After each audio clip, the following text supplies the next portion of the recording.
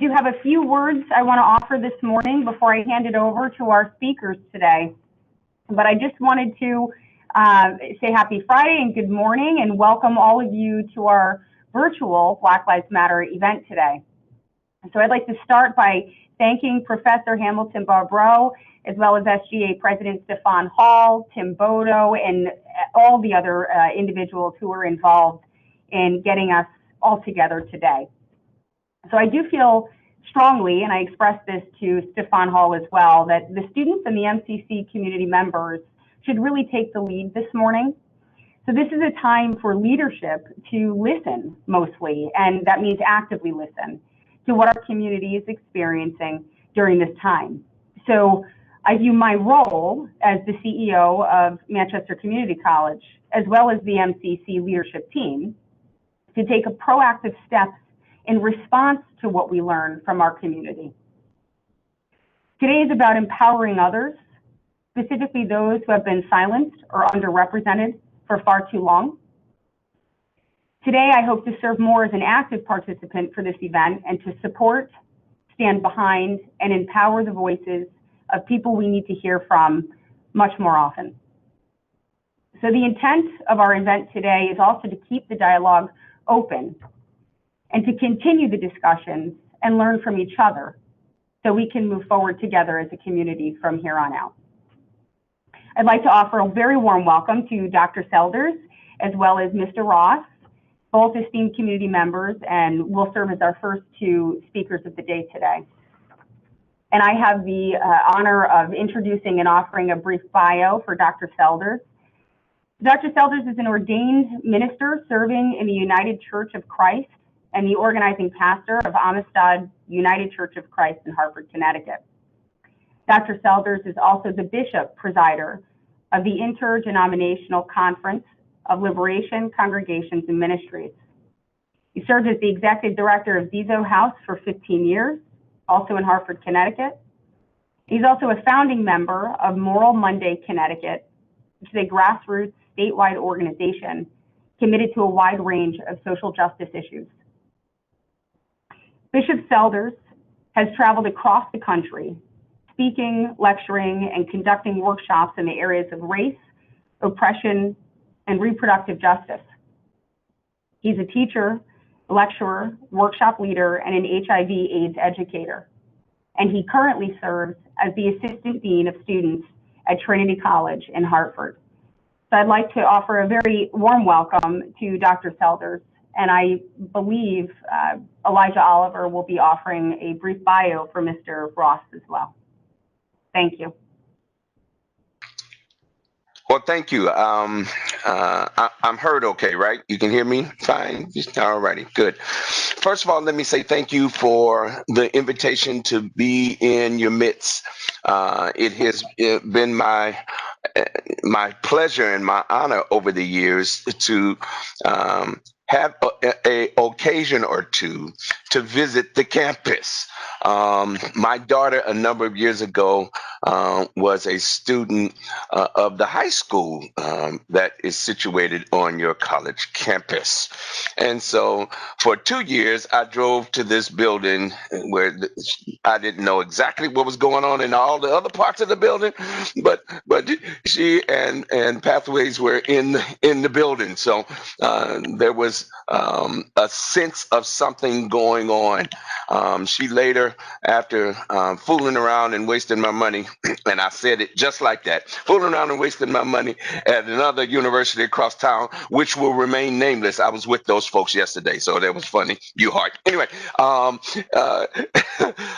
she then returned to school at MCC and continued her studies. And so I am pleased to know that this resource of higher ed is accessible resource is there, and the good work that all of you who are administrators and teachers and professors are doing in the lives of individuals, students, and community members, doing a wide range of investigating intellectually, as well as trying to get some skills and ultimately just trying to get a job, trying to improve their lives. And that's what I believe our higher education accessible through the community college system provides. And so I'm appreciative of this moment to speak to you. I sit at a very unique position of being both, just not both, a whole bunch of different hats I wear. I am first a daddy and a spouse. Pamela, I am her, that's my beloved, and my two children, who are adults now. I thought when they got to be adults, they would ultimately move on, and then, everything.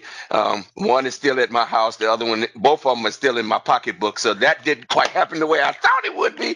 But and I am the grandfather of my granddaughter Mackenzie, who is coming up. She's a first year in high school, and she will soon be destined to one of our schools of higher education in just a couple of years. So, but I also serve as pastor, a community leader in the greater Hartford area.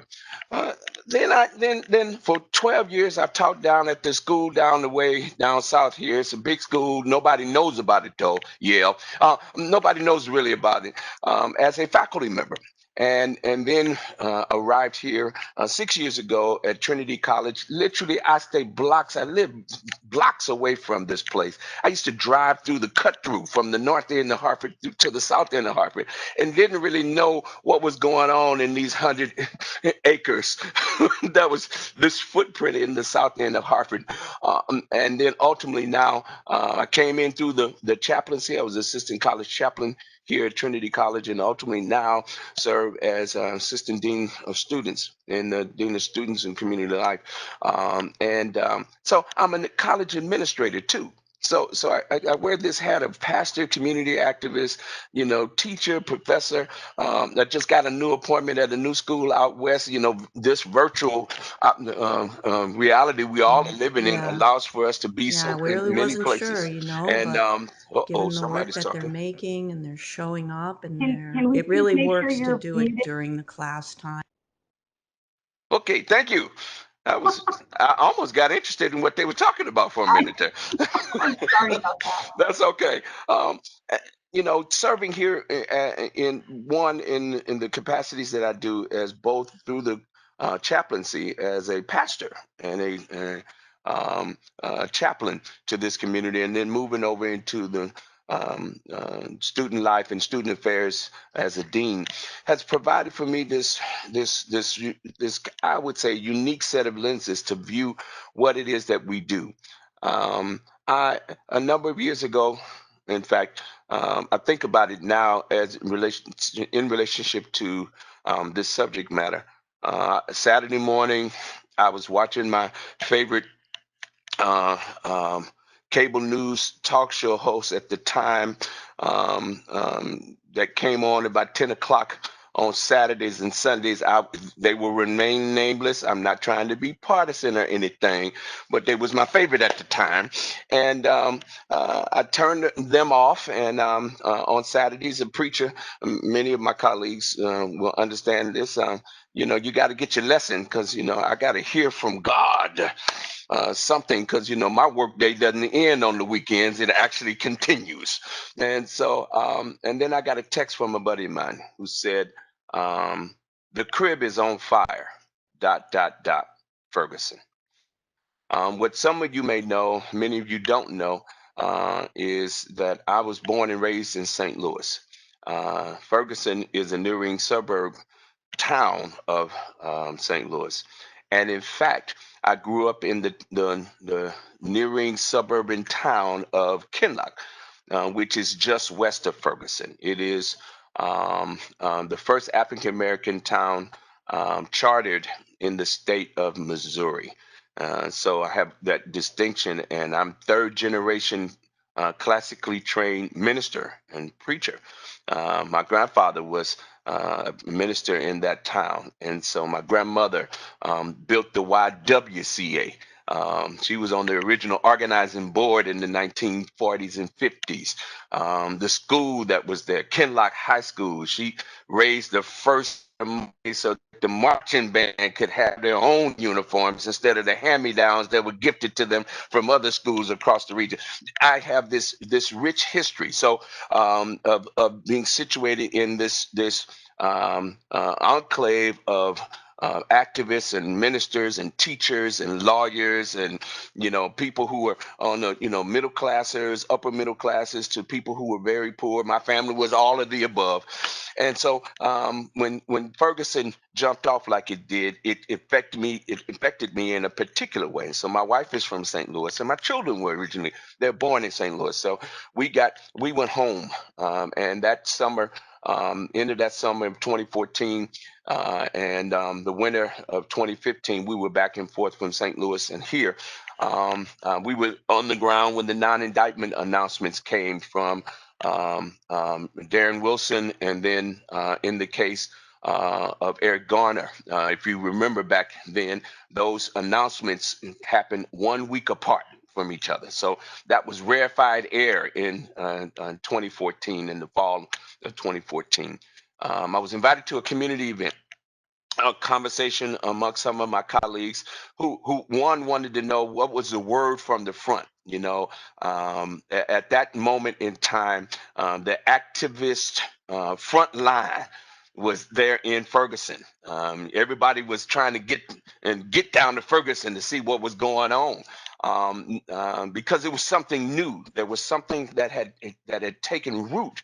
There were images of tanks and armored vehicles, and activists with bandanas, people in the streets. This is something that we've seen before. We hadn't seen in this kind of way. Um, uh, Black Lives Matter took on a form and became a thing.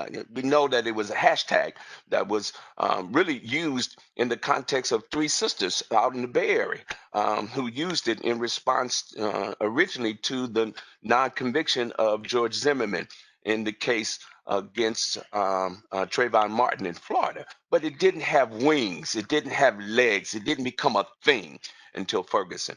It was in that context, the conversations we began to have here in Hartford and in the surrounding region, that led to my wife and I beginning the work that we are now involved in, called Moral Monday CT, where we bridged and do our work at the intersection of the movement for Black Lives Matter, and a broader social justice movement that had gotten started with my brother and friend down in North Carolina, William Barber, and the Moral Monday work.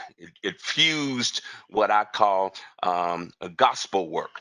I believe gospel work in a broader religious, but in a civic sense, is not just what we do in a religious way in the four walls, but what we do in relationship to the community and the region, and how we put boots and hands and feet to the ground. For me, in that context, I want to say two things. I believe history, Dr. John Henry Clark said this. He said, history is a clock that people use to tell their political and cultural time of day. He said, it is a compass that people use to find themselves on the map of human geography. History tells a people where they are and where they have been, where they're going, where they might go. He says, but most importantly, history tells the people where they still must go, what they still must do and be.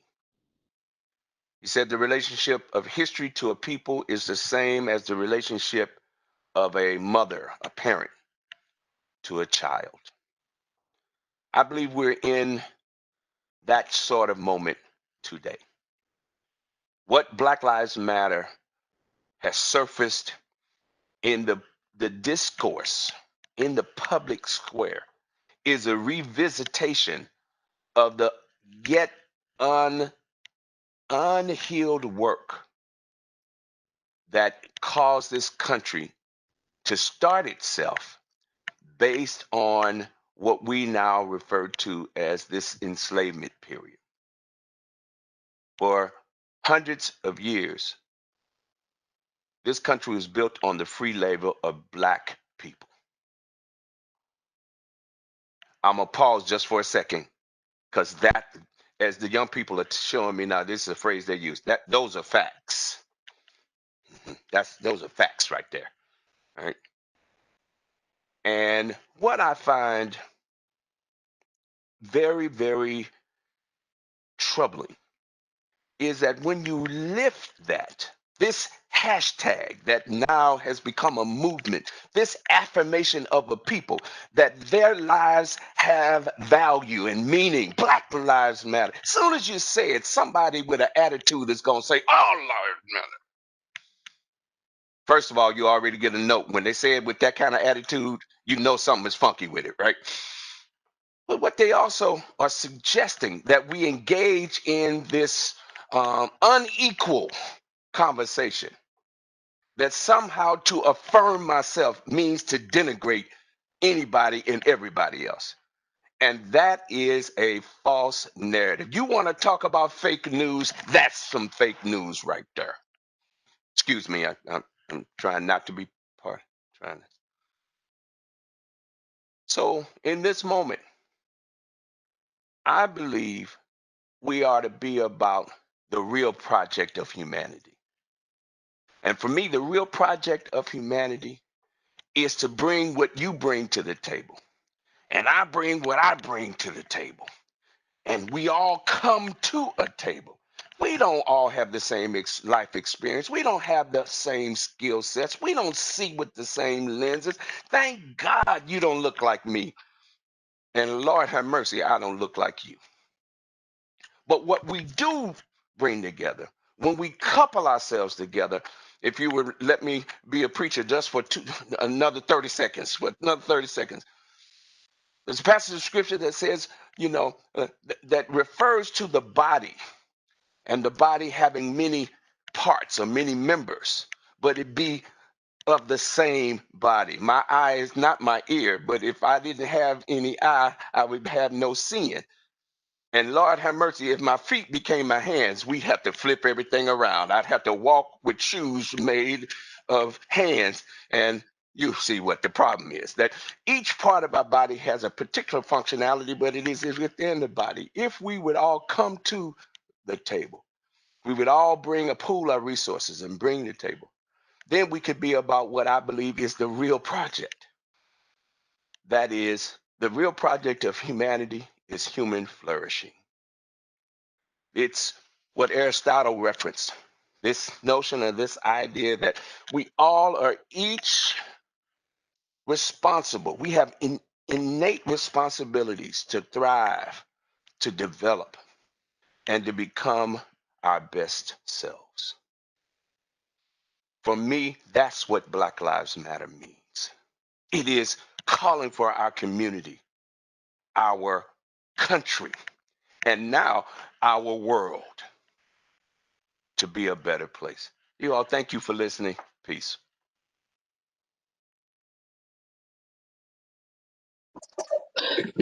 Thank you, Dr. Selders. Elijah, would you introduce Mr. Jesse Ross? Or should we wait for some Q&A after both speakers?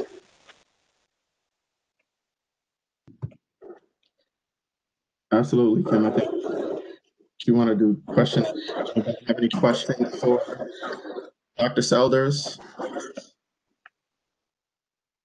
Any comments, questions? I'd like to make a comment. I don't know if there's an opportunity to do the hand raising on WebEx, but I just wanted to thank you. That was incredibly engaging, and I could see why people would want to come to your church as well. You have an energy and a fire that is certainly just moving. So I do actually have a question, and I think it's something that all of our community needs to hear. What we're struggling with, or what we're trying to move through, is getting away from having just, events where we talk at people. We have leadership give speeches, and then what's next? So we're attempting to keep the dialogue open and to have the conversation, these tough conversations, consistently, and embed it within the culture of what we're doing. And from your perspective, what is an actionable item? What can we do? What do you think we as a community college, serving some of the most underrepresented populations of young people, what can we do? An actionable item. And I don't know if that's an easy question to answer, but I would love to get your thoughts about it. Well, it is. It's not an easy answer, first off, and I wish I had the answer, because I wouldn't tell you. I would write it in a book and then make a lots of money, and then I would give it to places like you once I made the lots of money, and then we would go forth. I'd become the Black Bill Gates, if you will, right? But since I don't actually know, and I only have opinions, let me offer you a couple of them. One, I think the task at hand is not to let this moment be a moment. Now, I don't know what that means for Manchester Community College, but I know in the spaces, I'll talk about Trinity College because that's where I am. I can tell you that what it has meant is that we have to take seriously the thoughts, the ideas, the opinions, the experiences of black and brown students on our campus. And not just here, but then be strategic. Because it's easy to kind of have a meeting or two or three, because that's what we do. That's easy to do.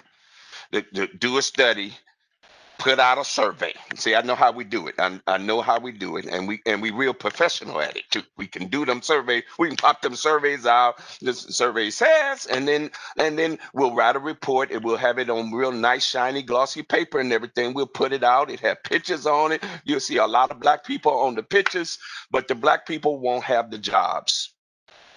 They won't have the positions, and it won't be a lot of them, and there won't be a plan to invest for the long term.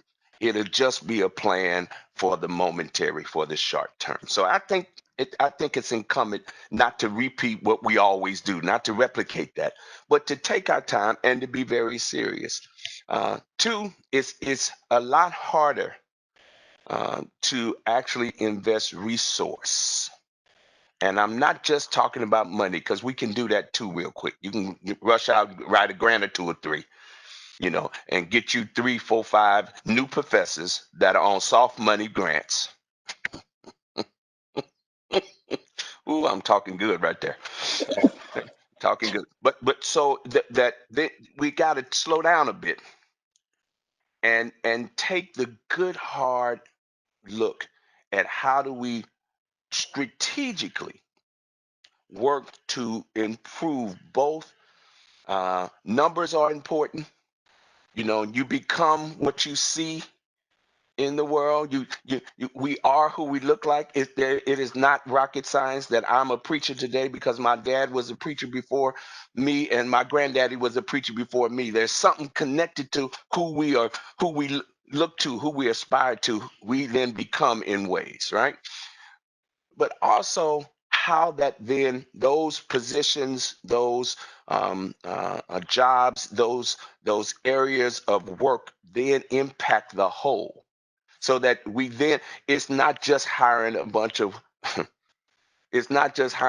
line workers that'll do it. So you'll increase the numbers, but then who's sitting at the boards of decision making, right? And how are they bringing their experience to bear? One of the places of credibility we have in what we're doing here at Trinity College is there are a couple of us who have some positions of authority around here. And that comes with its own kind of responsibility. But because of that, there is a sense of credibility. You're there, and folk have a sense of trust and regard and credibility there. I think that has to proliferate throughout this system. All right. So those are just some ideas. We can talk more offline to be more specific, but I'll stop there.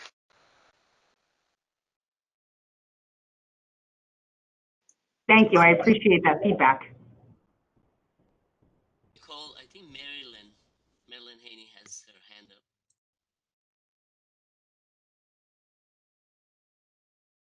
You're muted, Nicole. Oh, can you hear me? Can you hear me okay? Yes. I just thanked Dr. Selders for his feedback. No, I think Marilyn has her hand up. Oh, I'm sorry, I can't see that. Marilyn, did you have a question, comment? Or it could be a mistake.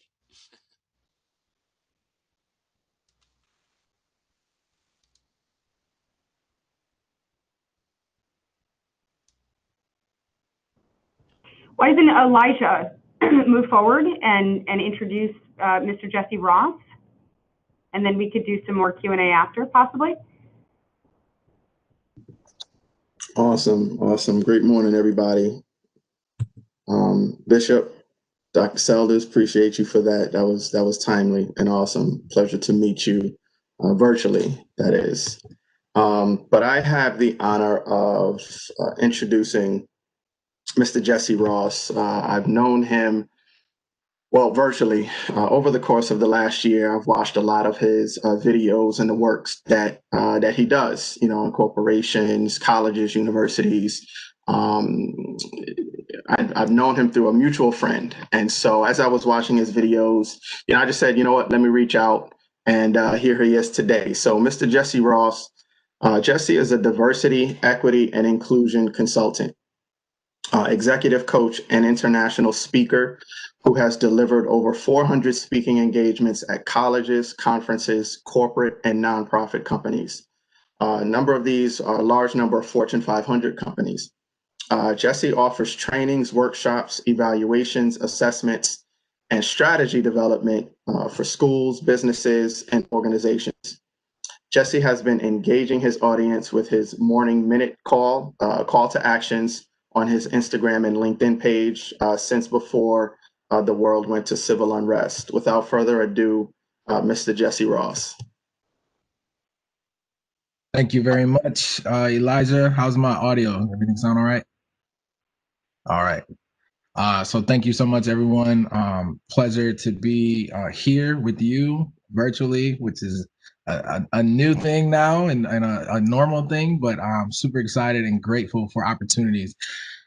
So thank you for the wonderful bio. I'm like, man, every time I hear somebody read my bio, I'm like, I'm definitely not worthy of that. But only thing you really need to know about me is I love my family. I am a husband. I have 5 kids, a freshman in high school, a freshman in college, an 8th grader, a 4th grader, and a 2nd grader.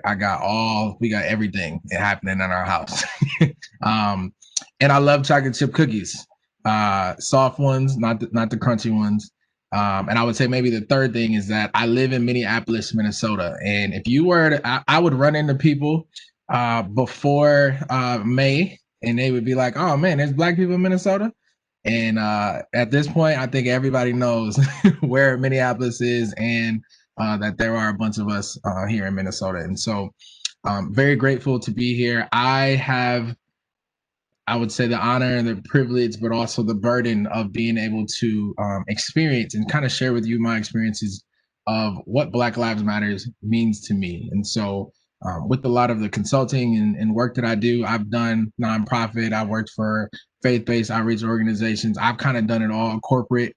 And now I get the freedom and flexibility to kind of create my own schedule, which my mama always told me I didn't really like people telling me what to do anyway. But I really enjoy being able to have these conversations and share with people what's it really like just happening here in Minneapolis. So if you haven't been living under a rock, most of us woke up after the weekend of Memorial Day and heard about George Floyd, the murder of George Floyd. I'll just say I live in Minneapolis, not, you know how people say like outside. Like I live in Minneapolis, not on the side of town where George Floyd was killed, but it's probably 15 minutes away from my house. And I watched literally our city transform overnight over a period of weeks, from people being upset and, you know, protesting. And I want to be clear to help people understand too. There's a difference between protesting, rioting, and looting. And I think that the misunderstanding of those three words and the use of media and what they only allow you to see in the narrative that they control is something that is very important and contextual. And so, being that I live in North Minneapolis, which you know is a different part of town, but predominantly people of color, predominantly an underserved, underrepresented group, I watched literally our city go from being fine and being top 10 and parks and trails and all that beautiful stuff that the stats like to portray, to being on the news every night for about, I think it was close to 21 days. We were the top story. We talk about CNN and MSNBC kind of all over. And so what you saw was what they're calling now civil unrest, and what I think people of color and people who have been doing work in communities, in urban communities, would call historic and systemic inequities, right? And so you have police brutality, you have Black and brown folks being targeted, but you also have communities who have been underserved and under-resourced for a really long time. And so I paint that picture because I want people to understand, when it's one thing to see it, or it's one thing to hear it, right? It's one thing to see it, then it's another thing to experience it. And so what they don't tell you is that most of the fires or the buildings that were burned down were not burned down by people who live in the community. Were not burned down by people who are from the community, who are even Black and brown folks. Now, yes, we're gonna tear up some stuff for sure because we're mad, and that's rightfully so. But a protest is where people congregate and they are displeased or in disagreement with something, right? And so it's important. Context is always important. They're expressing some disapproval or an objection. Rioting is when there's violence involved, right? Usually a crowd is involved. And then looting is when that crowd or riot decides that they want to steal. But nobody talks about what was stolen from the people however many years ago. Nobody ever talks about what the system has stolen from opportunities and inequities and being able to marginalize folks who have been fighting for just equal rights, equal representation. Nobody talks about the work that's being done and has been done for years, even before I was even born, in communities to try to figure out how we can elevate a people and create a way. And so I'm grateful to be here, but sometimes I'm troubled because while I'm watching all the young people that I've been connected with and even experienced myself in higher education, I also, on the other end, work in companies in higher education and corporate and all these different entities where I see people who don't really get it, right? And then after George Floyd was killed, now everybody in the world who's not necessarily Black and brown decides, oh, I want to read a book. Oh man, I really need to kind of engage in these conversations, and we got to do something. And that's amazing and very compassionate. But my urge and my challenge has always been, it's not just a momentarily thing. It has to be a way of life. And so I come to you and kind of lead with that intro to help people understand, when you see, like, it's one thing to experience something, but when you see folks who have been identified as white supremacists, they're walking in your neighborhood at 3:30 in the morning because they want to create some type of harm, right? We all heard about Ahmaud Arbery who run in the street, literally. And Elijah and I, we used to talk about this.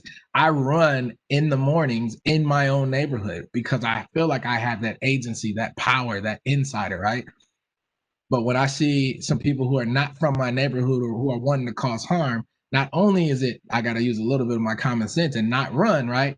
I'm also thinking, hey, if that's happening, what else is happening in the world. And so I just want people to pay attention and experience, to give you a little bit into the world that I live in. And so part of what I think is important for us, again, is I mentioned earlier, controlling the narrative. We all have a story. We all have some type of story, some type of impact that we can create. And I need you. I'm very direct. My parents are from the South. I'm from Mississippi, and so even though I grew up in Minnesota, I don't really do the whole Minnesota nice thing. I got to give it to you straight. I need everybody to pick up whatever it is that you got. I need you to bring your stuff with you, and we got to get to work. We have conversations that need to be had. We have service opportunities that need to be created, but we also have some inner work inside ourselves. I tell people everywhere I go, no matter what the group is, first you have to understand yourself, who you are, where you come from, what's your background, what you're passionate about, what you like, what you don't like. Then you can understand other people. A lot of times we want to go to other people and we want to serve, but we don't do our own inner work. And so that's important for us to know who you are. I call it cultural self-awareness. So then you understand self, then you understand who you are, where you come from, where they come from, and what they like, what they don't like. Then you can make the adjustments and adapt. It's great to read books. It's great to engage, and I'm not discouraging anybody, but I also want us to not stay in that book phase, right? Because the honeymoon phase, I mean, it's October. The honeymoon phase is over, and some of y'all are feeling it, some of y'all are seeing it. And so I love what MCC is doing right now to be able to say, you know what, we're refusing to go into to leave the honeymoon phase. We want to ride this out. I only been married for a little bit of time, but I know Dr. Selder's been married. It's a long game, and I'm not a runner for real, but I used to run track, and I never wanted to run the long distance events because it was so much work, so much preparation, right? But we gotta be able to build up the stamina. I told you I live in Minnesota, right? And so I see people, not me, but it's people that run in the wintertime. I mean, it's cold. Like I know it get cold out there, but it's cold here. And snow, and it snows all the time. We got 2 winters. It's like winter, then it's winter. And so I need y'all to understand the people that run in the winter, they're doing it because they're trying to build up their endurance for the summer marathons. When you run in the cold and you run in conditions that are not fit for you, right, that are not ideal, there's something that you can build inside of you internal that builds up your stamina. So I want to know for you, what are you doing to build up your stamina? What are you doing to build up your endurance? How are you putting yourself in positions that may not be ideal, that may be a little uncomfortable, but that in the long run, whenever the seasons change, because they always do, that you're going to be better off and you're going to be a better person for whatever you are called to be doing. That's the one thing I want to make sure I mention. The other thing that I think is important is I know we got some folks on here. I'm in Minnesota. I work with a lot of corporate diversity, the titles of basically I'm Black in a lot of white spaces. I'm going to just call it like it is. And that's okay. And so for my folks who are non-Black and brown, who maybe identify with majority culture, I want you to know, like, there's a lot of work that needs to be done, and there's a lot of work that you got to do, and that's okay. I know there's a fear of saying the wrong thing. There's a fear of doing the wrong thing.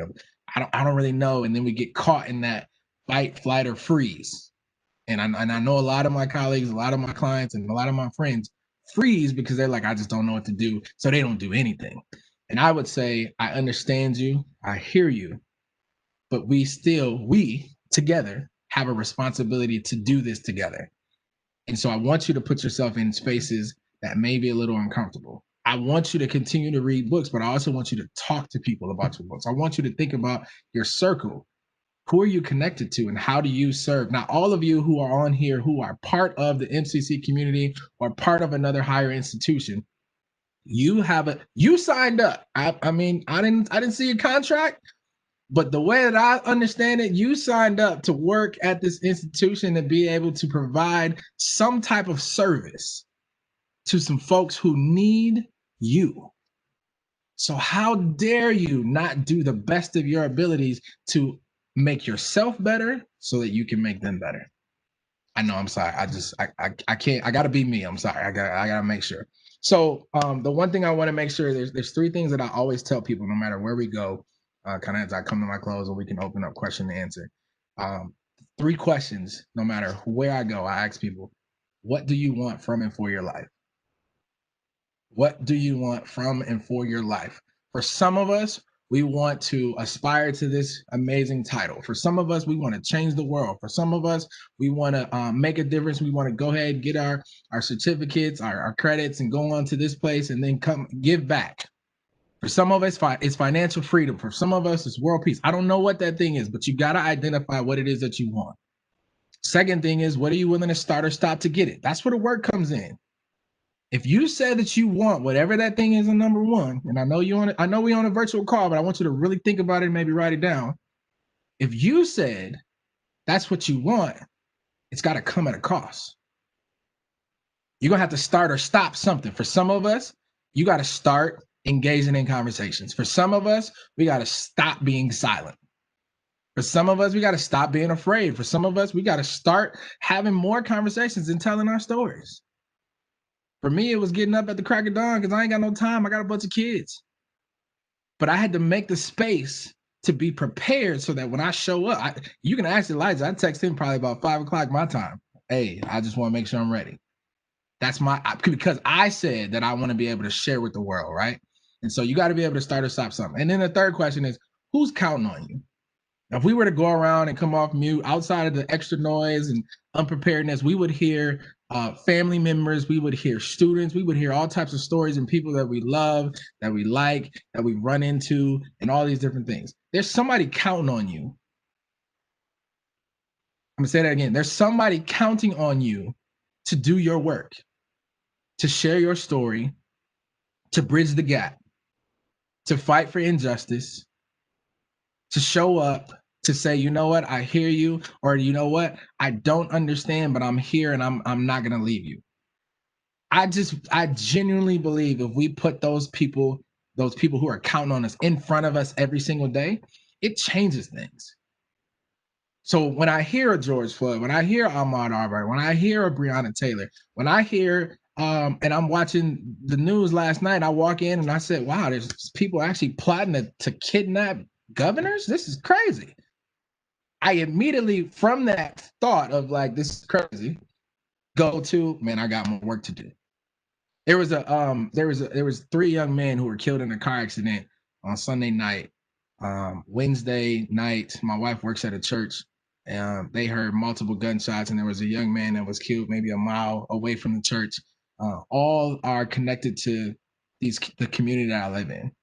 A lot of the work that I do at my church and my community, I guess you would call me a community activist. I am connected to different people, and I just want to help people. My goal is, how do I add value? And so I've been connecting with 3 specific elementary, middle, and high school and principals, administrators, teachers, just trying to figure out how can we serve. And that's one of the things that my church did, is when the Cub Foods and the grocery stores were run down and closed, and the Walgreens was shut down. We said, you know what, we're going to set up shop, and we became a food distribution center in 2 days. That was never the plan. Well, it was always his plan, if you follow me, but it was never our plan. But we were willing to address those questions. Who's counting on us? The community. And so I think, again, if you can shape it and get yourself, if you can detach your emotions from the moment and think about the movement, you may not be on board fully with Black Lives Matter, but I know you're on board with humanity. I know you're on board with progress. I know you're on board with us moving and becoming better as a society. Then my question is, what are you going to do about it? So I got a whole bunch of stuff I could say, but I want to kind of open it up for question and answer, and I want to stay close to Dr. Selder's time, because I didn't, if he didn't take as much time, I want to make sure I don't take as much time. I really appreciate you, and I'm super excited that I'm here. I'm super excited that you are committed to this, but we got to continue to push and figure out what it means to do the work.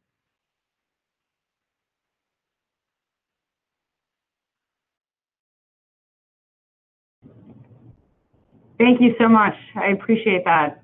Both very engaging speakers. I don't want to take over here, but I don't know who would be on the agenda to speak next. or Q&A, so that we can open it for Q&A.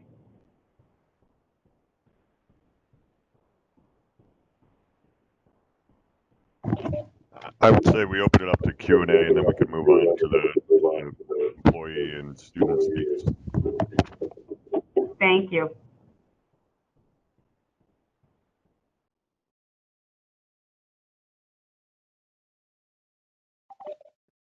Any questions for Mr. Ross or Dr. Selders? You can type them in chat if you prefer not to speak.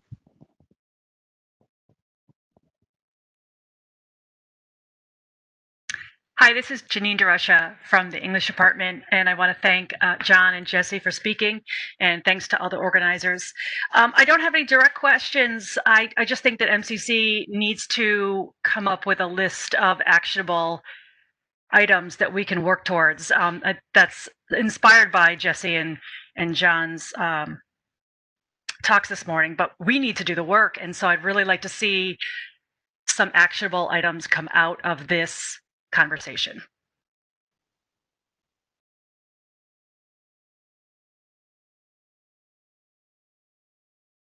Hi, Deborah Simmons, music at Manchester Community College, and I would also like to thank you for your words. And I'm in lockstep with Janine, and I'm willing to work with her because you know, you get beyond a certain point where it's, okay, we do this and that's nice, we can check it off the ballot, the box off of it, but there's a lot of work to be done and transforming. So Janine, I'm with you on that. Just want to let you know. I love that. I do see a question in here from Isis that says, how can you engage those who are incapable of understanding the issue going on?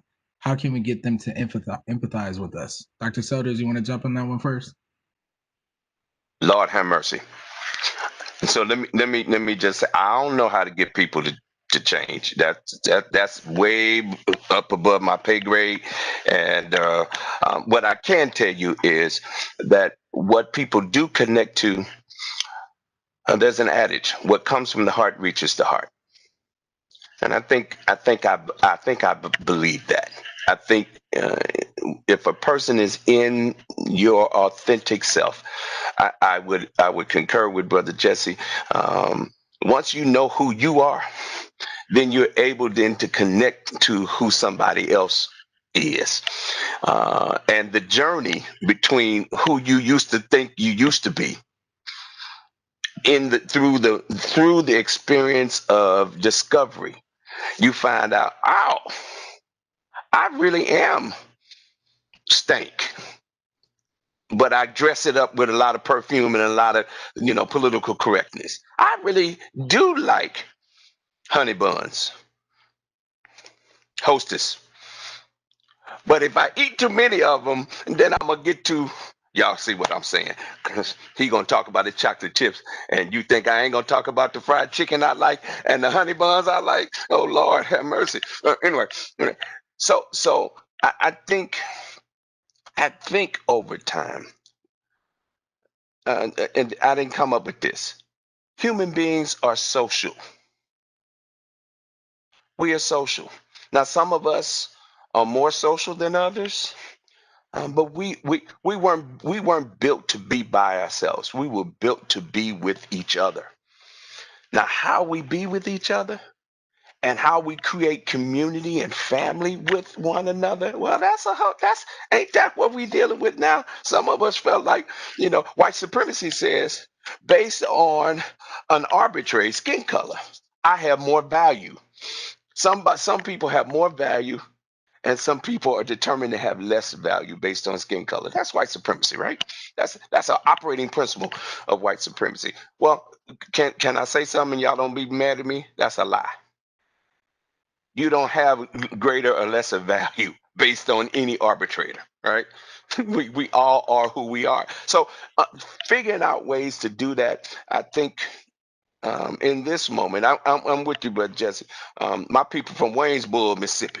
So they were on that same northern trajectory coming from out down south, up north. And so we carried our Southern ways into the North. You see how I say that? That'll tell you I know where I'm at right there. But I'm in New England now, so I can talk like that. I really talk like this here in New England. So, and you get a little fluffy, your jaws get all, we do a thing up here when you get some education on it. But I will say this, that in this right now moment, it doesn't really matter. My nieces and nephews in Ferguson used to say they would identify themselves by when they showed up out on the block after Mike Brown. I was here day 2. I was out here day 10. I was here 2 weeks later. They would identify themselves. You got cred, based on when you joined the movement. But what happened is that over time that you joined the movement became the real. They would have a distinction between the ones that were here early to the ones that had just come, but they were all glad that you came, that somehow or another you got woke. And then the mantra became stay woke. Well, I think right there is that's what I think MCC might be struggling with. Since we now maybe are beginning to wake up, how do we invest in staying woke? I'm gonna shut up. Yeah, no, I agree. You hitting it on. I think I'll answer it from an institutional level. I think that top down, right? I'm big on leadership. I think everything comes always back to leadership, and so those who are in charge and have been giving the task to lead institutions as such as these, and groups and smaller groups, big groups, whatever people, it has to be from the top down. We have to show people how to do it, and in some cases that means that we can do trainings and we can bring people in and all that stuff, but it has to be the DNA of the culture. And so while I think having getting people to empathize is helpful, you can't almost force people to understand and to share those feelings. That's a tool, that's a muscle that is continued to develop over time. But as an institution, we can't model, here's the direction where we're going, and then give you the option. I heard my dad used to say, I'm gonna give you enough rope to either pull yourself up or you can climb off. He said it a different way, but I can't use it the way he usually uses it, so I'm gonna let you interpret it that way. I saw another question, and then I see Marilyn and Cypress have their hands up, so I'm gonna get this chat question first, and then hopefully go to them. Andrew says, Mr. Ross just mentioned folks who don't agree with Black Lives Matter. How do we deal with and address people who believe Black Lives Matter is a movement of politics and not a movement of humanity and equality? I'm going to you, Dr. Selder, as always.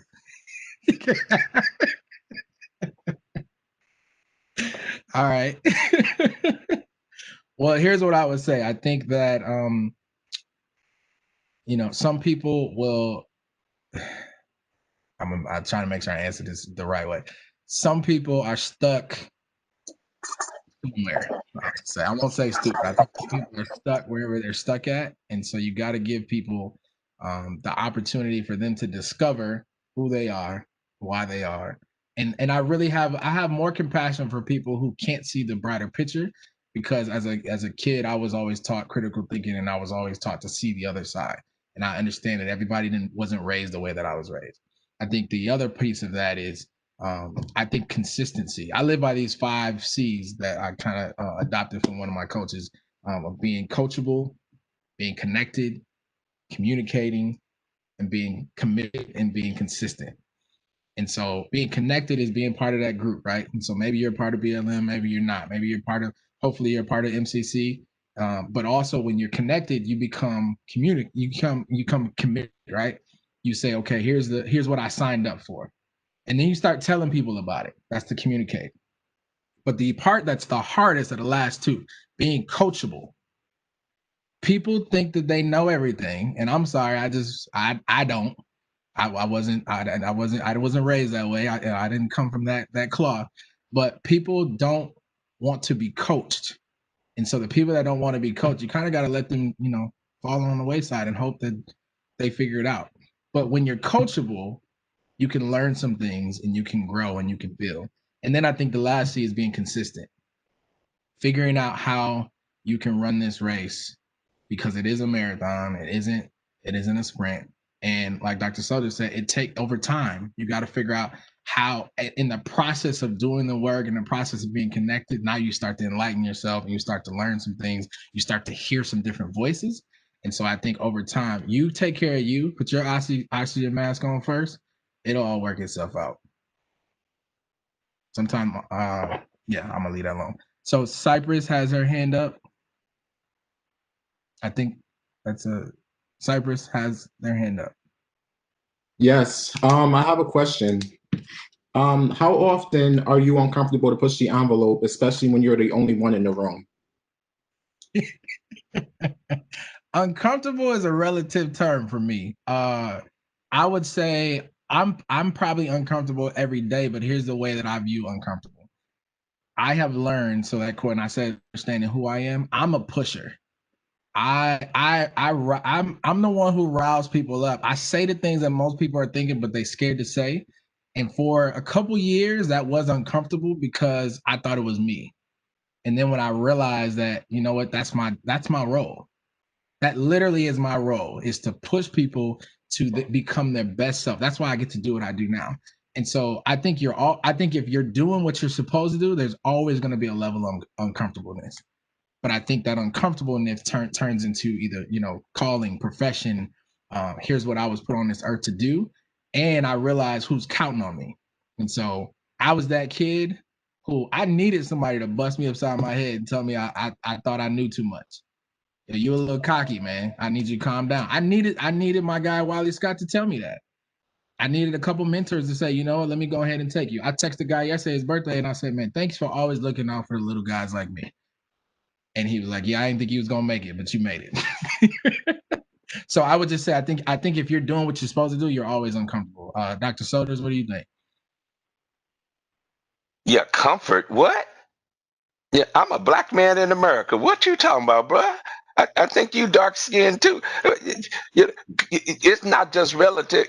Okay, facts. I'm gonna say it again. Facts, right? That comfort, that may be the mythology that has subsumed us, that somehow or another that human striving ought to be related to comfort, when in fact that's not the truth. Just as soon as I think I done got grown, I start getting old. Right? Just as soon as I done moved into, okay, I'm making good money, all of a sudden that ain't enough because I got more to do. If I have one witness here, somebody ought to be in my church, they'd be saying amen right along and through here, right? That just when you think you've arrived, just when I got the education, I got the acknowledgement through the degrees, I have achieved. Then they say a word I don't know. Then now thank the Lord for these phones and Google. I can just get on that Googles and go at it, right? So there's always this sense. I appreciate your question, because what I think it actually leads us to is that in the context of learning, wherever that is, in MCC is an institution of learning, right? It's a community, Manchester Community College, right? It's a learning environment. But I'm gonna say something. Okay, here you talking about comfort, Cypress. Okay, so I'm here. I'm going for it right now. And the CEO understands this very well, and the administrators on this call understand it very well. And you all who live here, but Jesse don't know this. But we know Manchester has another name. It's called. Y'all ain't gonna say nothing here, but I'm gonna say it. Manchester is known by another name, and it has as much legitimacy as the name it is founded to be known as. There is, race has a very interesting history in the town of Manchester. This region and the history. I was just in Manchester the other day, responding to the 6-month anniversary of the shooting of Jay Soto, young man who had some mental health challenges. Police showed up to issue he had violated parole or something. I don't know. The story goes, and over the course of a few hours, 4 shots, he ends up dead right at his home, right at the beginning of our lockdown in COVID. A warrant that had been issued had to be served at the beginning of April. So questions got to be asked. Somebody asked the question, how can Manchester Community College get involved in the community? Well, I think here are some questions, about how folk are treated. And I say this all the time, is this the way we want to be treated? And how does an institution of an educational institution get involved in the discussion? I want to have the discussion. I want to have the discussion on the college campus. Was that right or not? Let's go. Ready, said, let's go. Right? We don't have to even have the right answers. Let's be willing enough. You talk about discomfort. Let's be willing enough to engage. Let's bring the players to bear. Let's call for the civil elected officials to have to hold to be accountable to somebody, except for being accountable, or in fact, they're not accountable, just showing up when it's time to get reelected. Because that's how, I don't know how they do that out there in Minnesota, but they do that here. The politicians and the elected folk only show up when it's about election time. You can always tell when they want to get on your agenda. When they want to come around, that's what they do. So you ask the question, what could we do? Wonder if Manchester would hold some public conversations about Jay Soto. It's an easy one. And grab Sister Corinne and Power Up and the folk with Power Up and have them on the other end of that thing. And my friends at the Unitarian Universalist Society East, that's my other congregation. If I wasn't Pastor Amistad, I'd be a member over there at UUSC, and Reverend Josh Pollock, and those folk who have been on the ground doing some work there. These are interesting times. And Sister Pamela Cranford, who's on the board, the board of directors, that's the city council of the town, right? These are my friends. Manchester ain't unknown to me, right? And how might Manchester actually become now not just a landholder and not just be a institution that gets, but also an institution that's forwarding some interest in the community in a particular way. And I'm not suggesting at all that Manchester isn't doing those kinds of things. I know you are. I know some of your work.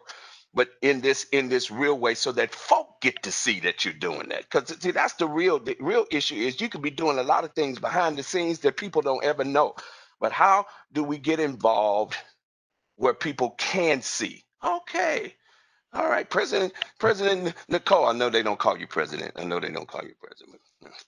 But President Nicole she walking around here. She doing some stuff. Yeah, that's Then Manchester starts to get known as a place where at least some real heavy conversations and real conversations are happening right there on the campus. Absolutely. If I might just interject, Deborah Simmons again.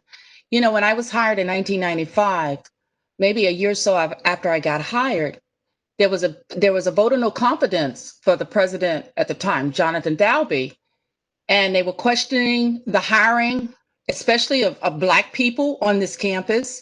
And one quote was saying, "You have to leave it up to us to hire who we feel is most qualified." And the president at the time was trying to diversify the staff. There were only 3 people of color, African American, I say, who on a staff of 100. And I had to sit in those meetings after just getting hired at this institution and hearing my colleagues stand up there and criticize, basically question my qualifications for being hired. And I think that's another thing to add is like, why do we always have to be double questioned about who we are and what's behind us? Because I had 2 masters and a doctorate over what was required for this position, and they were questioning my qualifications. So so having been at this institution, and I will say my commitment is my students. I love my students, and I know that every time I show up in that classroom, I have to check my biases and everything at that door, because whether I might voice it or not, it comes through the skin, it comes through the pores. If you have some issues, and I will also, I say, as a music person, a practicing performer, it's all about self-reflection. It's all about self-analysis. And so to continually do that. But I'll say it is, you know, looking at what's happening now and having experienced what I did in 1995, it's a little bit of PSTD, because I said, are we having to deal with all of this all over again? And we are. So when I hear my colleagues will make comments about people says, but they're not qualified, they need to go back and check their resumes. Because believe me, for us to come to the table, we have to be triple times what more of what the average person is. And I speak this too because I'm from North Carolina. I grew up in Greensboro, North Carolina, in the throes of the civil rights movement. And oftentimes people would say to me, why did you stay in New England? Why did you stay in Connecticut? But I will say this much is, you know, I've learned a lot. I've learned a lot about my history. I've learned a lot about a lot of things. A role of African American in this area that I wouldn't trade anything for the world. And I want to add, recently I was just accepted as a board member for the Manchester Historical Society, and I'm really excited about that because it's going to give me an opportunity to work with these people. And it was heartening when I heard one of the board members say, "Look," he says, "Look, we want to do more about Black Lives Matter." And they want to do more exhibits to kind of bring an awareness to the diversity that's in this city. So yes, when I got hired, I was told to people, why are you going there? It's Clanchester. But you know, I needed to get out of my building. The building was a sick building. I had asthma, I had to get out of there. But I'm glad I built a music program from nothing. And we're dealing with students from all over who want to learn music, all diversity. So it's heartening hearing you talk. Yes, there is so much work to do. It's not comfortable, but you know what? I'm trying very hard, especially, you know, that was in June. I was just angry. You know, I watched a Black man get killed on national television. That is not okay. And this recent grand jury thing with Breonna Taylor, it's not okay. These are the students that we teach. So that's where my commitment is now. But I just want to add that to give you a little backstory, that there are some faculty members who experienced that first wave of just being questioned for their qualifications. I just wanted to let you know that. I appreciate you.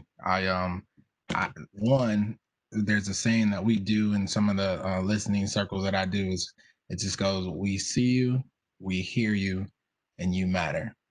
And those simple words, I think, can go so many ways. So technically, I just want y'all to know I'm not the host, but I kind of took over because I got that takeover spirit every now and then. So Kimberly had her hand raised, and then there was another question that was actually kind of speaking a little bit about what Ms. Simmons said. So I want to see if do we have time for Kimberly and the other question, Jessica? Somebody give me a thumbs up. Yeah, go ahead. I had them extend the WebEx to noon, anticipating that people would want to have further conversations. Awesome. Got it. All right. So Kimberly. Hi, Jesse. Hi, John. John, you spotlighted the importance of doing inner work. And I had a question. I'm going to borrow a phrase from the affinity group model. How do white people show up right-sized, let's say, if Manchester Community College was to organize a community gathering for discussion about SOTO? So, you know, right-size means a bunch of different things, but not showing up bigger. I think it's kind of in the spirit of what Nicole was mentioning in terms of responsive listening. And then do you think white people should do this inner work with white people as a first step? So thank you for your question. White folk white folk, you got work to do. Let me say it again. White folk, you have work to do. Now I got some hesitation on it. When white folk do white folk work with white folk, y'all still get it wrong. So my caution is, yeah, you got to do some work, but you got to do that work in partnership with, right? And I lead and I work in spaces and places that are multi, and it's amazing to me to be the leader of an organization and always question about how to lead. And that those questions generally come by well-meaning, well-intentioned white folk. Now, I've been running meetings since I was 4 years old. In the church I was raised in, they taught me Robert's rules. And I was trained. I told you I was third generation preacher. So, you know, they mentored me from the time I was in my mother's womb. This is mom. They tell me my mama and them talked to me when I was in her belly. Baby, this how you lead. This is how you do a thing. And they would teach me. So it's funny to me when I get to a meeting. It just happened recently. I was in the meeting recently, and people came in the room. This speaks to coming in right sized. And people came in and said, well, do we have an agenda? Well, yeah, there's a meeting and there's a purpose for the meeting. And why would you assume just because you didn't see the piece of paper that had the 5 points and the Roman numeral 1, 2, 3, 4 that what y'all feel what I'm saying? You got what I'm saying? It might not be the agenda in the format or form that you understand, but there is an agenda. Assume that people who are leading kind of have a sense of how to lead. And if they don't lead in your way, okay, you figure out what that way is. Now, and I say that to say that I think the work that Manchester may have to do has to be in partnership with. In the Soto case, don't get out ahead of the family. I'm going to say it again. Don't get out ahead of the family. And there's some folk who are already working on the ground with the Soto family. So I would say that needs to be in partnership and in connection with. And that would be the beginning point for me. The right siding any work is in collaboration with other folk who are on the journey with you, who can coach, mentor, as well as walk with. And sometimes you have to work to find what that mix is and who those right partners are, and not just arrogantly believing that because we are Manchester Community College. We have a state. I know y'all don't do it like that, but you understand. I'm being facetious to make a point that sometimes in our attempt to be helpful, we come in kind of more high than we ought to be. And we come in with a kind of arrogance and a presumption that we have the answers or we are right. When the fact of business is we're fumbling and we don't know a doggone thing about what we're doing. We just look the part, which doesn't mean you actually know the part. That's a whole nother matter. But that would be my offering. Love that. Thank you. Thank you. Jessica had the question that said, how do we, as people of color, and Isis, I did see your other question statement, so I'm gonna make sure I put that in there. But she said, how do we, as people of color, teach our children about the inequalities and realities of the world without making them fearful? That's a really great question. I did a talk a while ago, right after Philando Castile and Eric Garner were killed. And you know what? I talked about the wrestling that I have with sharing my daughter. So my daughter, who now is 9, but at the time I think she was probably 6. You know, TV's on, and we don't really watch a ton of TV. But she said, "Hey, Daddy, why the police, you know, surrounding that man?" And I had to, you know, explain to her, well, they just, you know, they killed that man. You know, it's a black man. And so she, you know, in her little mind processing, whatever. Very next day, we're walking out to go to school, get in the car, and she says, "Daddy, do you feel safe when you leave the house?" And I said, "Ooh, it's a tough question for a 6-year-old." And I did what I think any good dad would do. I lied. I said, "Oh, absolutely. I feel safe all the time." But I didn't lie to her about this though. I said, "You know what? I made a promise." I said, because I feel safe because I made a promise to God and to your mom that I would do everything in my power to make it back to you. And so I think part of the way that we teach our children and instill, you know, the values is part of what I said earlier. It's like understanding who we are. Understanding self isn't just who is Jesse, what do I'm a morning person, you know, I'm a direct communicator. Like that's just the surface level. But my history, I told you I was born in Mississippi. I know where my people come from. I know where my folks come from. I know we have part Choctaw tribe in part of our family. Like being able, my mom was the mom, and I was the kid who had to do Black History projects when it wasn't Black History Month all year round. I had to study and learn my culture because she knew we're living in Minnesota. We live in a predominantly white, at that time, workforce, right? And so part of it was doing our own work, wasn't just like creating those conversations. It was saying like, yo, I'm gonna make sure you understand your culture and where you come from and your background so you don't ever forget it. Because out there, it's not even the fact that they want you to forget it. It's so ingrained that you assimilate and you don't even know. There was a comment, I think, about ISIS about sounding white. And so I'm kind of tying all these in together as well.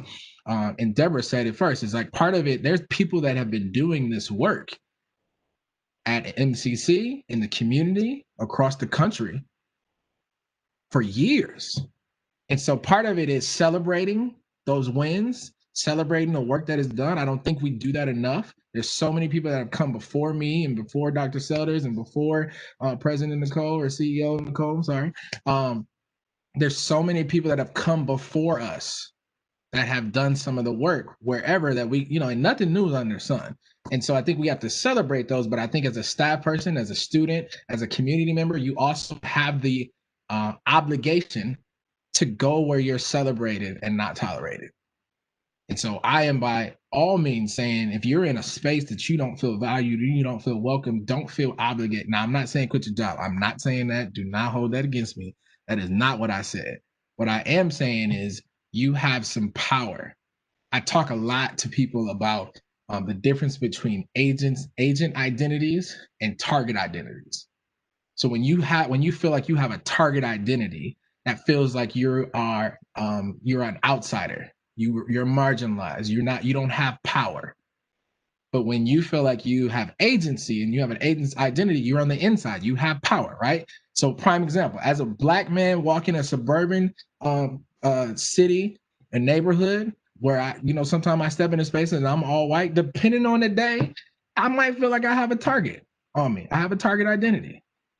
But in spaces in my neighborhood, I told you I run at 3 o'clock in the morning. This is my neighborhood. Everybody know me. Everybody know me, right? When I walk even in these spaces, I didn't know half of y'all, and that's okay. I can't see half of y'all either. But I have agency because I have some information. You invited me into this space. And so I think we also have to, that's a duality of how we live. There's intersectionality between, sometimes I feel like I'm an outsider and I'm marginalized, but then I have power. I think our job is to instill that into everybody, not just our children, but everybody we encounter.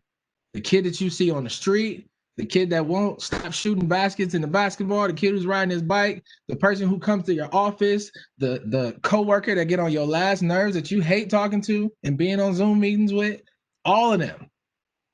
It's our job to instill those values and say, you know what? I just want you to know I see you. I hear you. You matter. That's what I would say to that. I don't know, Dr. Sellers, if you want to jump in. Yeah. So we're in a unique moment. COVID-19, despite what we may hear on Fox News, it ain't going away tomorrow. This ain't going away next week. The science says something different than that.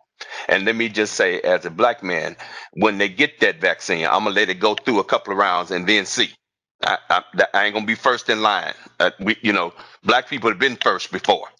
Mhm, mhm. And I understand they might be testing on black people now. So anyway, you get what I'm saying. Mhm. So we have a moment since we now are Dr. Esposito. We got to face the facts. We may not be in person learning in the way we used to do it. Right. So faculty got to get their heads around that. Administrators, we got to try to work with our colleagues and figure out how do we do remote learning. I don't know about your campus. I can only speak about mine. That's been whoo-wee technology, because some of us are tech savvy, some of us are non-tech savvy. Most of us are in the middle. We know how to do more than push a button. I feel like, I can at least download an app and then set it up, go into settings and stuff. But let one thing go wrong, and then I don't know what I'm doing. Let something get changed in this moment now. Since we are now having to think of new ways of being and doing, why not? Why not stretch a little bit and get outside of what is comfortable and dabble into some other things and learn some new skill sets? Maybe stretch and create some new pathways, neural pathways for the science folk. That's how we continue to learn, right? Is that we create, our body is interesting, the brain. We create new things, right? And figure out how to do new things. This may be an opportunity. Take this opportunity, in fact. Since, of course, then too, I understand you're not been around these parts for too long, right? When the new person comes, the honeymoon period is there, and then after a while they get to know you a little bit, right? Right. Well, might this be an opportunity, still while, we're in this phase. Transition is coming. Some people, anyway, we don't know how many will have jobs. Jobs will be shifting in new ways. I mean, lots of what we do is based on the money and the income. I mean, I'm being for real. We're in these discussions and conversations about how we do what we do in different ways. Why not take the opportunity to take on some of the heavy lifts that have been, when you have building maintenance that's been deferred, somebody gonna have to take it on. Just happened in my house. We had some fence around the backyard that 10 years ago needed to be. It was all the little vermin in the neighborhood come set up shop in my backyard. And then, we had an old cat that wanted to come on through there. And finally, my wife looked at that cat and said, this is my backyard. This ain't your backyard. All right. And so now we had that deferred maintenance of that fence. We had to take it on, and I had to be the one to say, okay, baby, we're gonna get us a new fence. And I did the research, found out we can get the Mercedes-Benz fence for this amount of money, or we can go find the Chevrolet and get this kind of money. And we had to get in there and find a way to get in the middle of that. But once we got the fence in, now we've got to set up the yard in a different way. So now we got to hire the landscaper, and we got, what was just a postage stamp had now become a beautiful oasis, largely because of my wife, not me at all. All I did was cut the grass and make sure I didn't mow over the stuff she said was important. That's all I had to do. But now we're having to reinvent what has now been established. And that's some good old hard work. That's what they pay us the big bucks for. But you get the big bucks. I don't get the big bucks, Too many colleges. Y'all got big bucks. Yeah. All right. So But you hear what I'm trying to say, that there's learning all over the place. And there's an opportunity because of the moment we're in to take on some new tasking, some new realities, and bring along our students, and make them not just bring them along. Say you are invested in this work too. This has something to do with you, and they have the same power and the same seats and the same voice and the same authority to help create and co-create what MCC will become. And I think that's the essence of community work. Manchester Community. I say it the way we say it in the African American English. Community College. All right, y'all excuse me. I understand I do speak a couple of languages, and every now and then they slip up, and I start speaking Ebonics, and I don't care. I don't care. You know what I'm trying to say. Fixing to or fitna. All the same to me. All the same to me. All right. I love it. I love it. I don't want to step in if there are still more questions, but I wanted to make a comment if it's okay. So some of you or most of you know by trade I'm a psychologist actually. So a lot of this is speaking to me. The understanding of really getting to know yourself before you can really help anybody else is very true in my profession. And this has been incredibly hard. I've said over and over again to people that this format of not being connected to people has been hard for me to come into this new role. And I'm not new to MCC. I was at MCC for 8 years, or 7 or 8 years. And it is a beautiful community of amazing people. And the people are the reason I wanted to come back.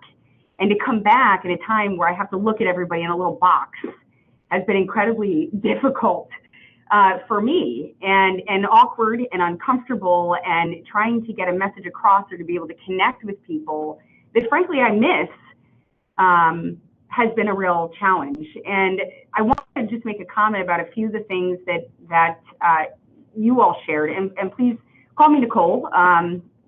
CEO, Dr. Esposito, all of that gets old after a while. So please, call me Nicole. And I can tell you that I was in a conversation recently with Dr. Dwayne Smith, who is my counterpart down at Housatonic Community College, and he is an amazing man and brings a wealth of knowledge. And he and I had a really very deep conversation, a very personal conversation actually. And one of the things that he said to me is, he said, Nicole, people have to know who you are. People don't know these things about you, and they need to. And it's occurred to me, I'd say over the last couple of years, that I'm not entirely honest about who I am and where I come from. And it's really only because I was ashamed. I'm ashamed or embarrassed of my past. I was embarrassed that I'm a first generation college student, and I've learned to be, told that you have to be a certain way, to take on certain things in life. And although I'm not saying that I have the experience of being a person of color, I do have the experience of having, a father who is an alcoholic. He's a drug addict. My mother was a teen mom. She didn't finish high school. We were very poor and homeless for a very long period of time as a result of domestic violence. I could remember having, one box of cereal, and me and my little sister would split it up, 3 meals a day. You had one bowl in the morning, the afternoon, and the evening. And for some reason, I had spent my entire career being really embarrassed of that and ashamed of what I really come from, and sort of creating a different narrative so that I would be accepted. And, while I am not trying to overshadow anything, Dwayne really made it apparent to me that it has to come from me. I have to be honest, and I have to share who I am, those embarrassing or sensitive pieces of who I am. Not only with my children, I'm a mother as well, and I empathize, as Jesse spoke about being a father and how he communicates with his kids, and that touches me as a mom, right? So as a mother, I can't imagine, but it starts with me, in a leadership role, being honest and opening that door to vulnerability, I think is really important and a really important first step. And me modeling that is anxiety provoking, but also necessary for people to get to know each other. That heart to heart, as you were talking about Dr. Spelders, you know, that's important, and it's got to start with me. So that's sort of what, I just want to share with you a little bit of what I gained from your speaking today. And something that I will end with in terms of my piece of this is a mentor of mine, Dr. Lourdes Mate, from years ago when I was doing pre-doc work as a psychologist, and I dedicated my whole life to serving people who perhaps struggled the way that I did as a kid with my mother. And one of the things she said to me when I was trying to push my agenda into people I felt didn't understand is she would say to me, Nicole, you need to let go of the people who don't understand and just join the people who do.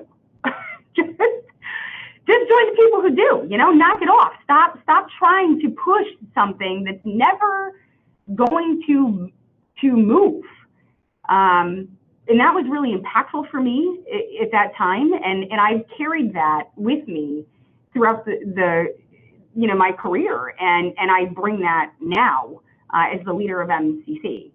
So that I just wanted to offer that based on what you shared with me today and what moved me. So thank you. Thanks for the time. No, thank you. I appreciate it.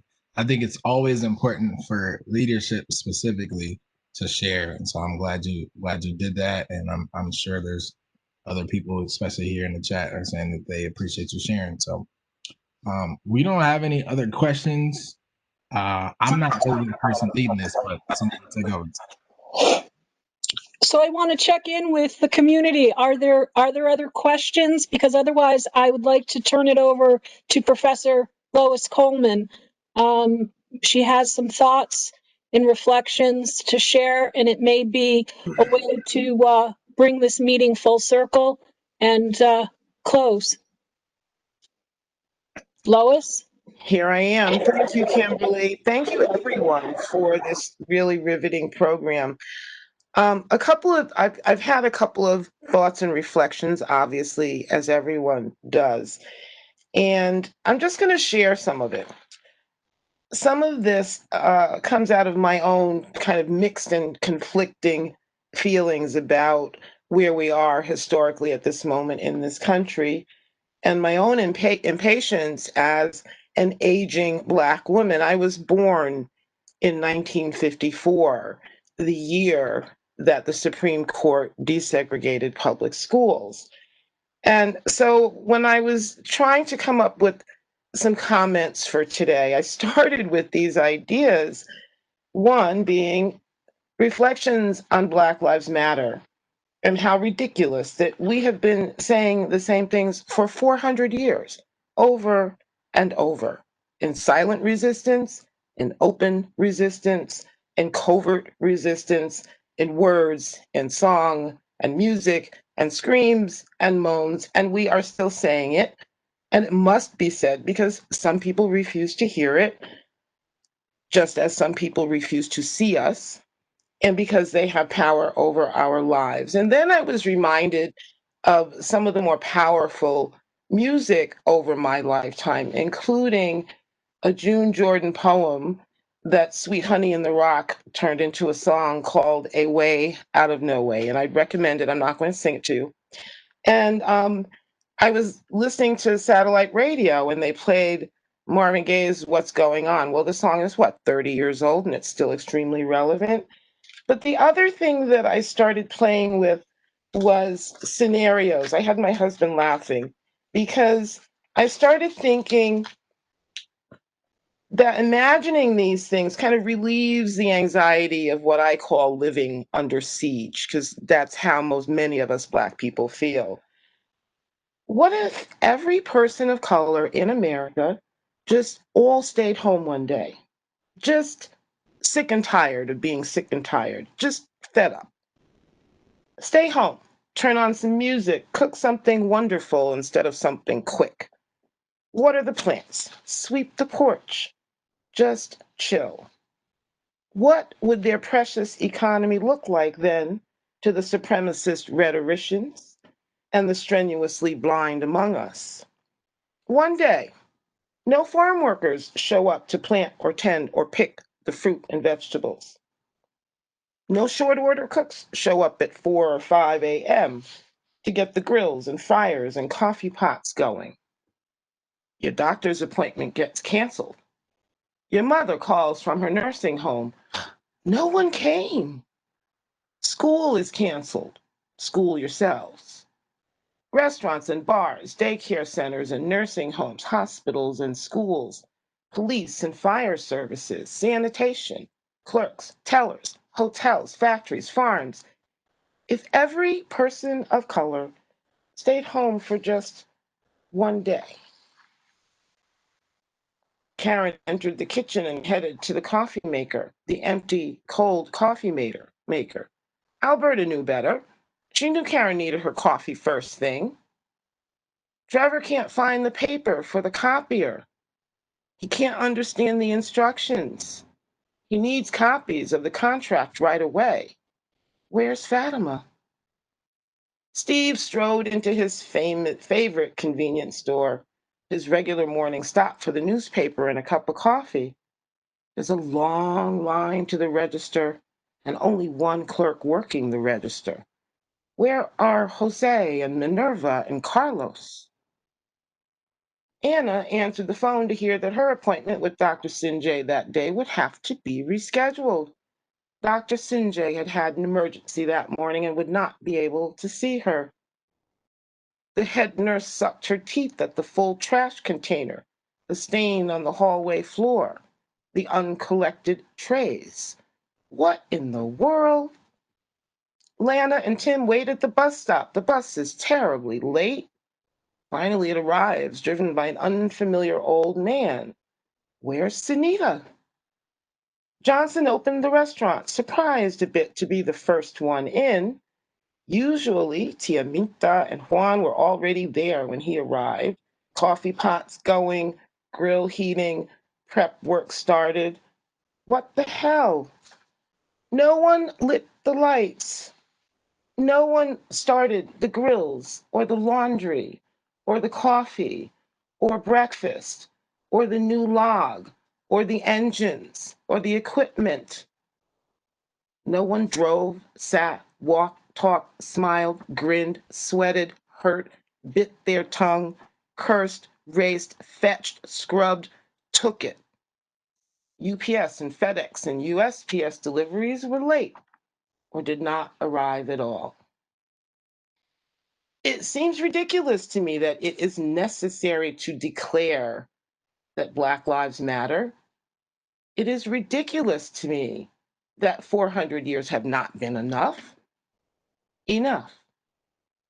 Read, think, pay attention, engage, care, or at least pretend to care. And for people, especially our students, who need some guidance, who need a little bit of advice, I think one of the strongest things that I tell them very often is you start where you are. You do what you can, as we are doing here today. What form of local government do you have where you live? Who leads the administration of the city or the town or the village where you live? What does that leader believe in? How do you know? Who are the people who sit on your town council, your board of education, your zoning board? Who are the people who select the delegates, who select the candidates for the state offices and beyond that you're going to vote for? We start where we are, we do what we can, and change comes in little tiny increments that make us laugh and or cry and or curse. But the laughter, the tears, and the curses tell us that we care and that those of us who care are never alone, that we matter. Thank you.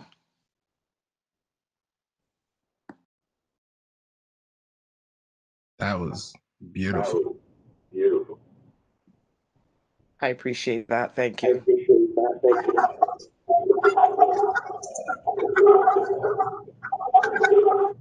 Thank you, Lois. Thank you, everyone. I'm hearing a bit of an echo, but maybe, do we have time? We have a few students? TJ, did I read that comment correctly? Yes, correct. We do, yes, we do, Can Nicole. somebody mute, please? Yeah, we do, Nicole. Geeta and Cypress, and then Elijah, our colleague Elijah Oliver. So Geeta, if you'd like to go ahead, please. Can you hear me? We can, yes. Respected dignitaries and the MCC faculty and staff, I'm very excited and very happy to be here and listen to all the various viewpoints on this very delicate subject. I have some thoughts with me here which I would like to share with all of you.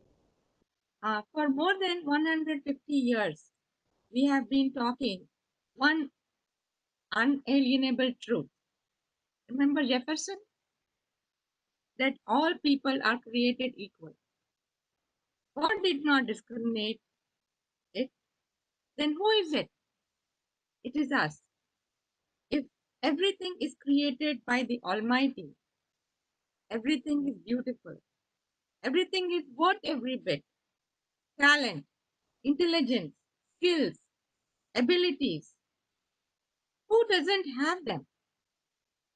And if you look at our sports arena, if you look at music, if you look at drama, if you look at art, if you look at science, technology, who are these talented individuals that we adore?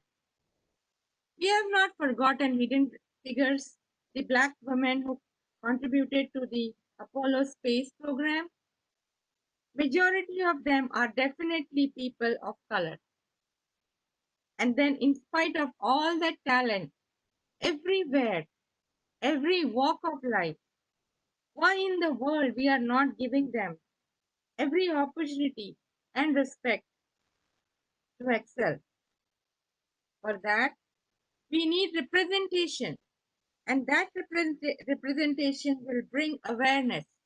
Representation will help us understand that we are not different, but we are one and the same. Person should not be judged from outside. It is what is that person that helps him blossom, grow, and contribute. Contribution has nothing to do with the color of the skin.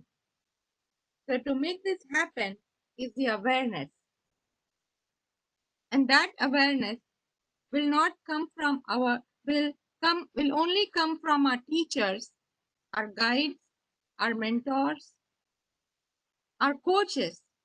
These are the people who can make it happen. And they will make it happen through the education institutions like we are part of. They are the real people who can bring a change in the mindset of people. In the end, I would like to emphasize one fact, that all of us started our journey of being human in the lands of Africa as a Black person. Thank you. Thank you, Geeta. Cypress, you're up. Okay, so I want to start off by thanking all the organizers of this meeting. Yeah, I'm just going to get right into it. I asked the uncomfortable question for a reason. So one of the experiences that highlighted to me as far as being a student here was a time when I was struggling in a class or two when I first started. And I was out of school. About that time, I was out of school for about 10 years or so, and I'm a first generational college student. The program, I was struggling in these couple classes that does not offer tutoring because I guess there's specialty classes. So I reached out to a peer mentor who can help me along the way. And, you know, that was That was pretty good. That was as good as it's gonna get. But during that time, I would reach out for help, and my emails will go ignored. In regards to that particular professor. So at first, I didn't think anything of it until my peer mentor told me that her emails get instant responses. So I'm like, okay, well, I started asking questions through her so I could get my responses. So, let me see. So in a casual conversation towards the end of the semester, we revealed to each other what we got on one of our papers, and she told me she got an A, and that was because she was able to submit her paper early with corrections, and she was able to apply those corrections. Excuse me. And I wasn't afforded the opportunity. I don't recall announcement or it not being in the syllabus in regards to that type of alignment being done. Let me see. So, and I didn't appeal my grade, because I didn't want to jeopardize my recommendations for law school. And how I'm going to rectify the situation is to retake those courses in a different institution. But I want to leave you guys with a solution though, or maybe an idea, is a clear grading policy for open-ended assignments, so there could be transparency.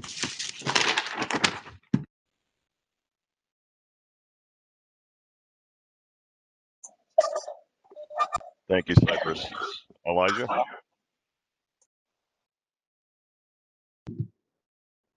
Thank you, TJ. Great morning, everyone. Thank you all. Again, Kimberly, appreciate you so much for allowing me a few words.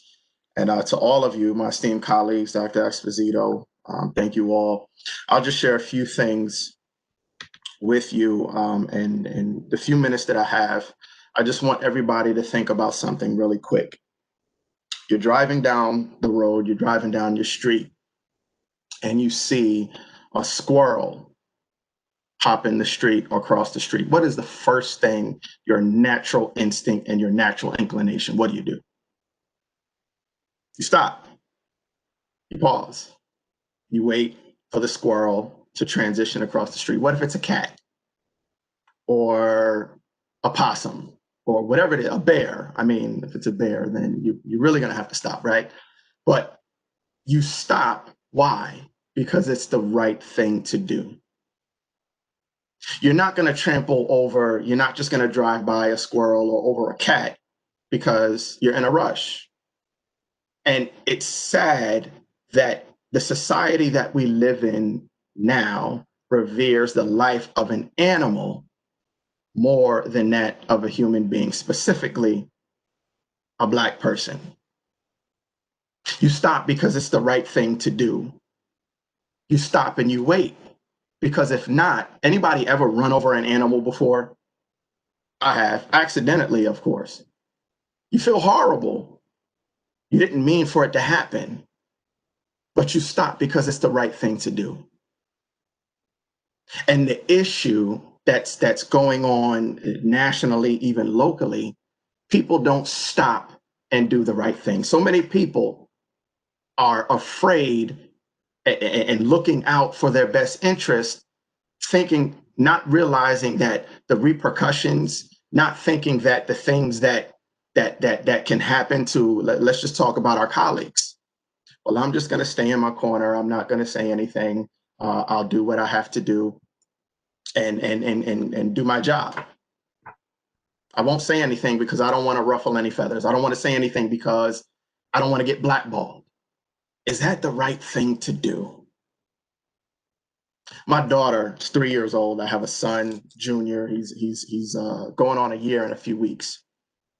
And my daughter, she's in pre-K 3. She absolutely loves school. I've never seen a kid. I know I wasn't, as enthusiastic about school, but she absolutely loves school. And when she comes home, when we're driving around, she yells, "Daddy, Mommy, look, an American flag." I mean, she is, ecstatic. "Daddy, American flag." And you know what she does? She recites the Pledge of Allegiance. "I pledge allegiance to the flag of the," she just goes on and on and on. And as I'm driving, my heart is like, justice for all. She's 3. She has no idea what's going on in and around the world today. She has no idea. So as a father whose duty and responsibility to protect her at all costs, my heart cringes when I hear her say that, because it's not justice for all. We're talking racially, we're talking systemically, we're talking across the board. It's not justice for all. So we know the names nationally. Philando Castile, we know Sandra Bland, we know Sean Bell, we know Michael Brown, Freddie Gray, Trayvon Martin, John Crawford. We know these names, Breonna Taylor, George Floyd. We know these names nationally, and there's a lot more. But let's talk locally for a second. We know that MCC is the minority, the population, the student population is 50% minority, Black and brown, or 50% minority students, right? Locally, just a few months ago, there could have been another Trayvon Martin. Just a few months ago, in June in Manchester, there were 2 white men that displayed and yelled racial slurs to 3 Black teenagers. They were riding their bikes to go get diapers for a friend. Pursued them just a few months ago in Manchester. In Bloomfield, some of you may or may not be aware, there were 2 incidents within a week of each other. A mother and a son were out, and this gentleman walks up to her son, he's 8 years old, and starts screaming racial slurs. 8 years old. And actually, the mother used to work at MCC. A week later, there was another young man that was approached. I believe he was about 16, 17 years old, approached by someone who felt as though they wanted to be community and block watchmen. Asked them questions. "What are you doing here? Let me see some ID." Didn't think to call police. This is locally where our students come from. So when we talk about there's work to do, it starts on the inside, the internal. We can't seek policy change and go to the state and have all of these meetings for nothing. It starts on the inside. When you get a paper cut, you heal how? From the inside out. Flowers that bloom, they bloom how? From the inside out. And that's the work that we have to do. I've been at MCC 8 years, absolutely love what I do. Started off part-time. I've worked with practically all of you from the top down, running the open house, and I've worked with everybody. And if it's one thing that I know, there's work to be done. There's work to be done. So I ask you today, as your colleague, let's get to work. I think Jesse mentioned it. Let's get to work. Don't let this be another event, another meeting that we just have. Because truth be told, when I go out running, I love running myself. When I go out running, if I get stopped, they don't see the husband. They don't see the father. They don't see the higher education professional. They don't see the ministry leader. They don't see all of that. Unfortunately, all they see is my skin. And it's our job to affect change now, because you know who will suffer?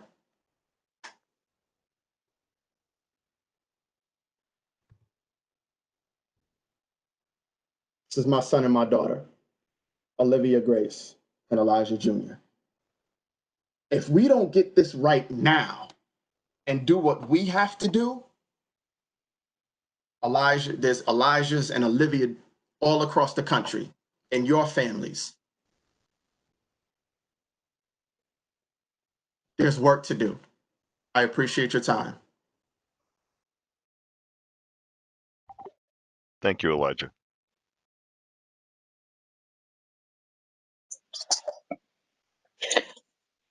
TJ, I just want to reach out and ask if anyone has any questions, thoughts, reflections, first for Elijah, and then as a way of closing this meeting for a second time.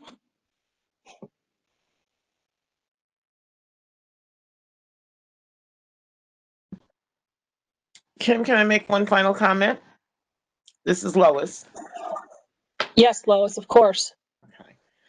I just want to add, in addition to the struggle that I know I'm not the only one who struggles with, our own bitterness, our own despair, I remind myself literally, frequently, I do what I do to beat back my own despair. Martin Luther King Jr. understood that free minds ensure the continued development of free bodies. Free humans live and make thoughtful, engaged, sustaining lives. And Martin understood that despair in the face of obstacles is not an option. We must know that despair is not an option. As Martin put it, today's despair is a poor chisel to carve tomorrow's justice. And if we want justice, we have to keep that chisel working. It doesn't just happen. So I want to thank everyone for being here and engaging and contributing and moving forward. As Elijah said, there's a lot of work to do.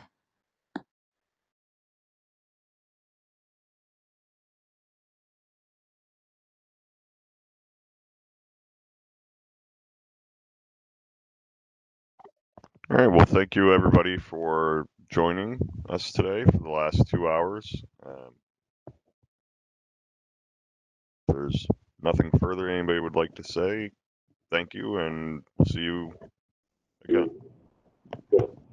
And thank you again to all of the speakers. I appreciate your time today. It was a wonderful event. It's a wonderful way to spend our Friday as well. So thank you so much. I see that baby. Look at that baby right there. Look at He got crying, so I had to run and go get him. And again, thank you, Jesse and John. Blessings to you. Thank you. Thank you, everybody. Thank you. Take care.